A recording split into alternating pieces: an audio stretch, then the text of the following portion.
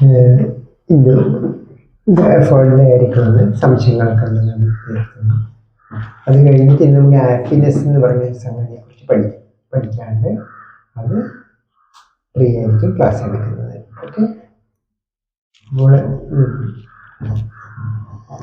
ഇരുട്ടത്ത് എല്ലാവരും സന്തോഷമായിട്ടിരിക്കുകയാണ്. കണ്ണടഞ്ഞാൽ ആരും കാണില്ലല്ലോ എന്നുള്ളതിലല്ലേ. നമ്മുടെ അനിലേട്ടൻ എന്നെ ഇവിടെ ഇരുത്തിയതിന്റെ പേരിൽ കേരളം തന്നെ വിട്ടൂലേ.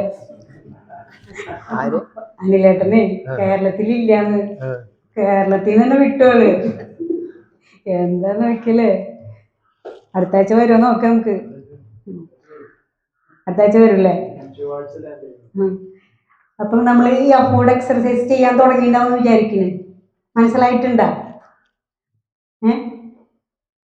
തലാട്ടിൽ വലിയ ഉറപ്പ് പോരെ. എന്തെങ്കിലുമൊക്കെ ചെയ്യാൻ സാധിച്ച ഇത് എങ്ങനെയാന്ന് മനസ്സിലായിട്ടുണ്ടാ? ഒന്നും കൂടി പറഞ്ഞോളേ. ഒരു കാര്യം ഇതിപ്പം നിങ്ങൾക്ക് മനസ്സിലായെന്ന് ഇല്ലെന്നാണോ? മനസ്സിലായ ആളുകൾ, ചെയ്തിട്ടുള്ള ആളുകൾ കൈപ്പോക്കുക.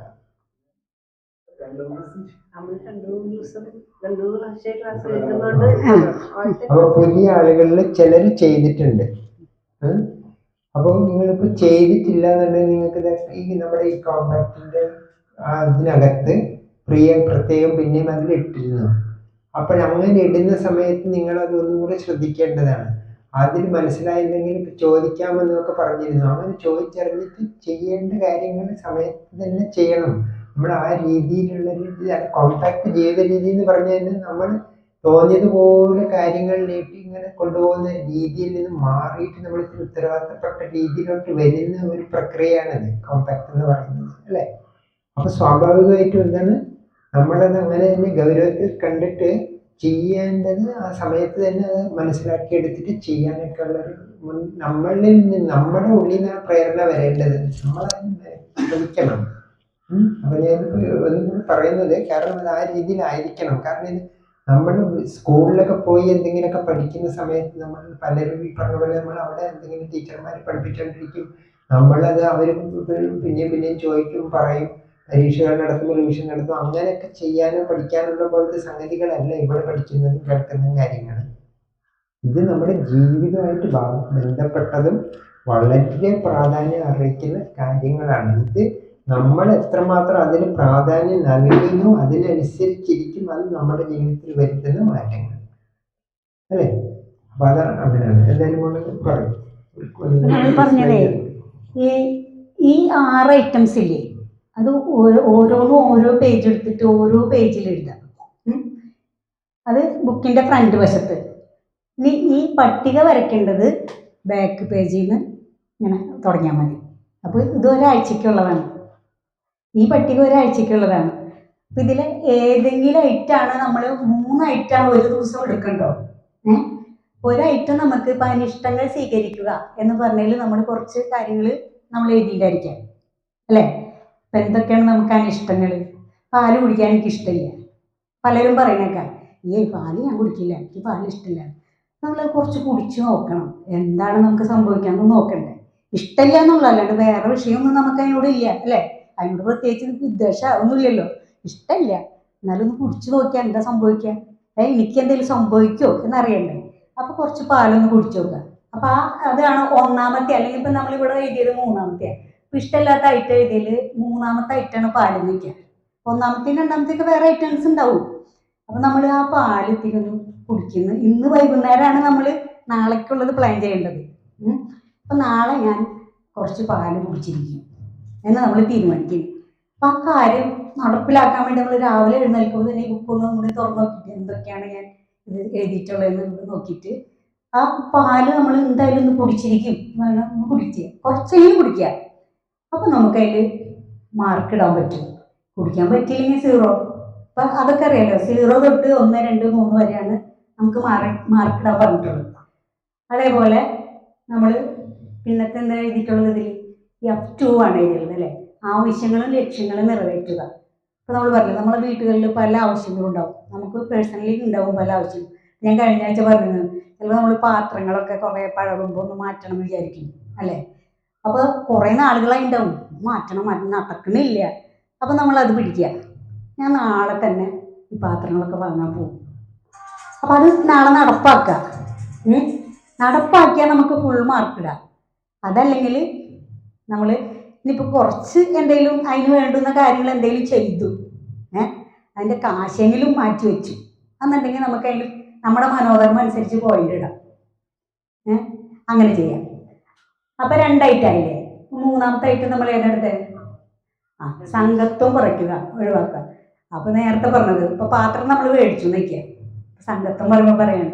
പക്ഷെ അത് ഉപേക്ഷിക്കാൻ നമുക്ക് മനസ്സ് വരുന്നില്ല. ആ പാത്രം ഞാൻ അത്ര ഇഷ്ടപ്പെടുന്നതാണ്. ഞാൻ സ്ഥിരം ഭക്ഷണം കഴിക്കുന്ന പാത്രം, മേടിച്ച പാത്രം അവിടെ എടുത്തുവെച്ചിട്ട് പഴയ പാത്രം തന്നെ എടുത്തുവെച്ച് കഴിക്കാതിരിക്കുക.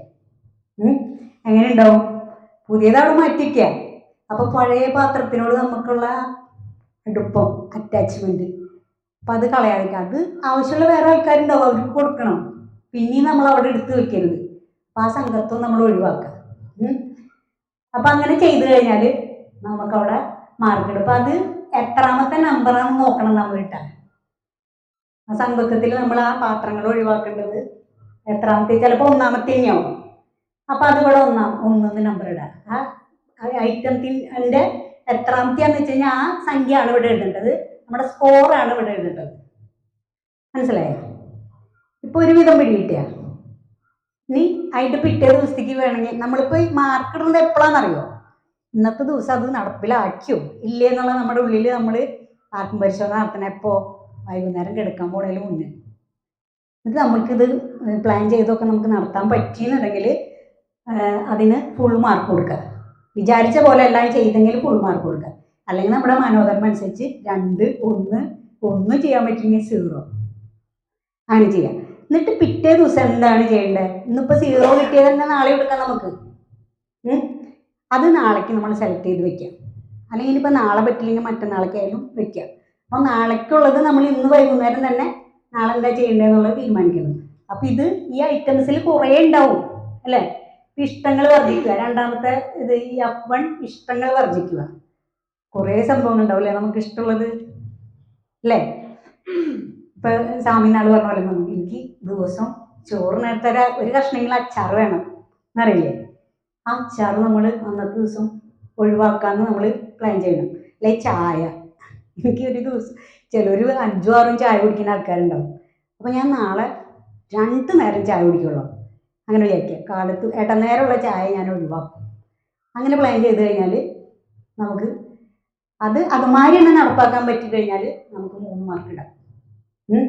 അത് എത്രാമത്തെ നമ്മൾ എഴുതിയെന്ന് നോക്കണം. ഓരോ പേജിൽ ഇത് എഴുതിയിട്ടുണ്ടാവുമല്ലോ. അനിഷ്ടങ്ങൾ സ്വീകരിക്കുക എന്ന് പറഞ്ഞത് ഒറ്റ പേജിൽ, അതിൽ നമ്മുടെ അനിഷ്ടങ്ങൾ മുഴുവൻ എഴുതണം. അതേമാതിരി ഇഷ്ടങ്ങൾ വർദ്ധിക്കുക എന്ന് എഴുതിയത് അടുത്ത പേജിൽ നമ്മുടെ ഇഷ്ടങ്ങളൊക്കെ എഴുതണം. വലിയ വലിയ ഇഷ്ടങ്ങൾ വേണ്ട, വലിയ വലിയ അനിഷ്ടങ്ങളും വേണ്ട, സിമ്പിളായത് മതിയിട്ട കാര്യമായത് പിടിക്കാൻ പോകണ്ട. പിന്നെ അടുത്ത പേജിൽ ആവശ്യങ്ങളും ലക്ഷ്യങ്ങളും നിറവേറ്റുക. അപ്പം നമുക്ക് എന്തൊക്കെ ആവശ്യങ്ങളും ലക്ഷ്യങ്ങളൊക്കെ ഉണ്ടെന്നുള്ളത് അതും എഴുതി വയ്ക്കുക. നമ്പർ ബൈ നമ്പറായിട്ട് എഴുതി വയ്ക്കുക. അതേപോലെ ഭയാശങ്കകളും വെല്ലുവിളികളും തരണം ചെയ്യുക. അതെന്തിട്ടാന്ന് മനസ്സിലായോ? ഇപ്പം നമുക്ക് പലർക്കും പാറ്റകളൊക്കെ പേടിയുണ്ടാവും അല്ലേ.